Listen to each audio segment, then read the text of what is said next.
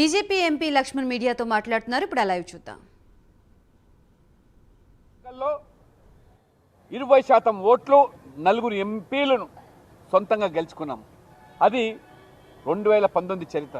2024 చరిత్ర చాలా స్పష్టంగా అమిత్ షా గారు తెలంగాణ ప్రజలు మోదీ గారిని ప్రధానమంత్రిగా చూడాలని ఉవ్విరులూడుతా ఉన్నారు. కాబట్టి తెలంగాణ మిగతా రాష్ట్రాలకు అతీతం కాదు, స్థానిక అంశాల మీద ప్రభావితమై రాష్ట్ర శాసనసభలో ఎన్నికలు ఓటు చేసి ఉండొచ్చు. కానీ రేపు జరగబోయే లోక్సభ ఎన్నికల్లో 10 పార్లమెంటు పైగా 35% ఓట్లను పైగా సాధిస్తాము. ఆ సాధించే దిశకు చేరుకునే దానికే ఒక పక్కా ప్రణాళికతో ముందుకు పోయేదానికి వారు ఒక కార్యాచరణ ప్రణాళిక భారతీయ జనతా పార్టీ